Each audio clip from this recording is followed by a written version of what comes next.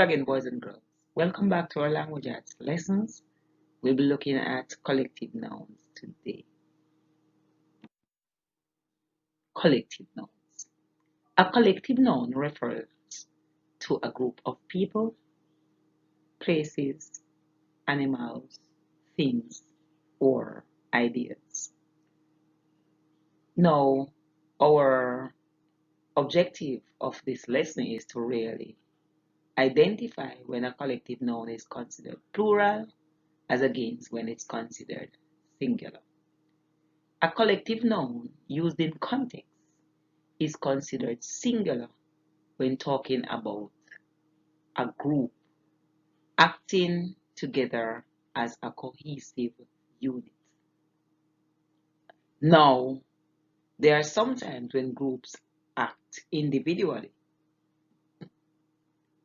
When the group acts together, the collective noun takes on a singular context. For example, the team is ready to warm up. This indicates that the team is going to do the warm-up exercises together. So the team, whatever warm-up activities will be done, all members of the team will do such activities together. Let's look at when a collective noun is considered plural in context. A collective noun used in context is considered plural when talking about different parts of the group. So, in the previous example, the team was warming up together. Now, look at this example. Some of the team have done jumping jacks, while others have done push-ups, indicating that they were not doing stuff together. So, this would now take on a plural context as against singular in the context before. Other examples, the team is heading for practice this afternoon. Now the verb is indicates that team is a singular term. If the sentence indicates more individuality, we would not say is, we would use are. So if they were doing the practice, some going somewhere else to practice and stuff, we wouldn't use it. We would use are because they would be acting individually. Let's look at this other example. The team are eating with their families tonight. The team are eating with their families tonight. Doesn't sound like the way we really would respond to a question. But their families indicate that the team members are eating with their own families. So everybody is eating in another place. So the team is not functioning as a single unit in this case. The team is functioning individually. So you would understand that the context here is plural, and as such we would use are instead of is. Let's look at these sentences and think about them, and then we do the explanation in the end. The team is or are headed to the national finals after winning the state finals or since winning the state finals. Number 2, the mock trial team were happy with their presentations to the judge. 3, nearly 40% of the population is or are Christians. No, population is a collective term. Or staff meets or meet on Tuesday mornings to discuss customers' complaints. Would this be singular or would it be plural in context? Or staff work or works hard to meet their goals and deadlines. Would this be singular or would this be plural in context? I note that in number 5, there, the pronoun there jumps out at you and it indicates something because its antecedent should be in agreement, and team there would be its antecedent, and pronoun in itself is that pronoun there in itself is a plural term. Let's look at them now. Going back to number one. The team is headed to the national finals since winning the state final. Team here is functioning as a cohesive unit. I would assume that they are even driving on the same bus. So here, team is functioning together, hence it is considered singular in context. The mock trial team was happy with its presentation to the judge. Now, this could go either way. If the pronoun were changed to their, the team would be considered plural. The fact that the pronoun is it is considered singular.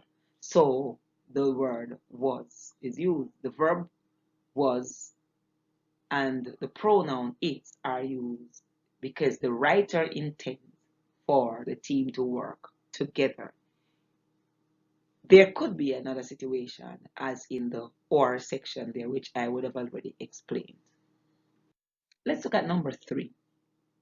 Nearly 25% of the population is Muslim. Now, this sentence could go either way. The word population is a collective term, and it can either be used in a singular context or in a plural context. So, the pronouns that follow, because population would now be functioning as the antecedent. So the pronouns that follow or they could determine the selection of the verb. Now, the author's intent is important here. What is the author trying to say? Is the author trying to make population plural in context, or is he trying to make it singular in context? Now, based on the words used, it will indicate what the author requires. So he could put are Muslims and nothing would be wrong with the sentence. It would mean that the, he intended that the context of the sentence should be plural. Okay, number four, our staff meets on Tuesday morning to discuss customers' complaints. Staff here is a collective noun, acting as a single unit in this sentence, and as such, the context of the sentence is singular. The staff is meeting together. Number five, on the other hand, even with the word staff, but let's look at the context the word is using. Our staff work hard to meet their goals and deadlines. Now, this comes up with an issue as it regards pronoun and antecedent agreement.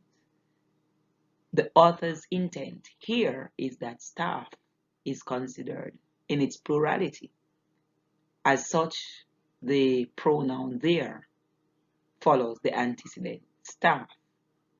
So there are many other things that can determine whether or not the collective term is to be considered singular or plural because of the author's intent.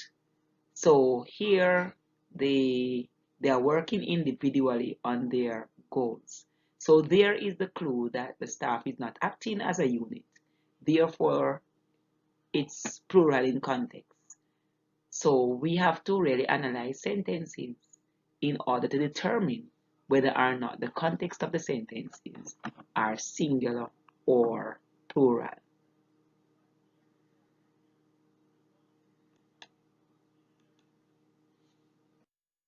That's it for now, boys and girls. Let's do a little recap.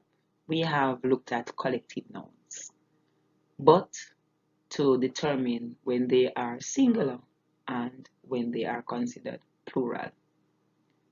There are two things that we can use to guide our thoughts in looking at these nouns. Firstly, we can analyze the sentences to determine if the collective noun is working together as a cohesive unit, hence the action is done together. If that is the case, the context is singular. If the individuals within the collective group are functioning individually and at different times and at different places, As long as individuality steps in, the context is plural. So you would choose the verb that accompanies the plural subject. The next thing we can look at, there might be other words in the sentence that indicate either singular or plural. Now, pronouns really decide that and gives you an idea of the author's intent. What is this author intending to communicate to his audience?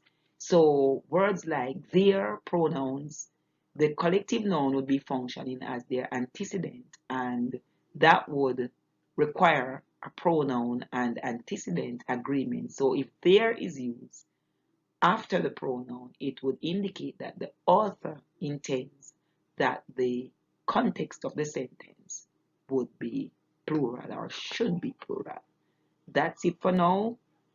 I trust that you will move on to practicing collective noun, analyzing sentences, and determining when they are either singular or plural.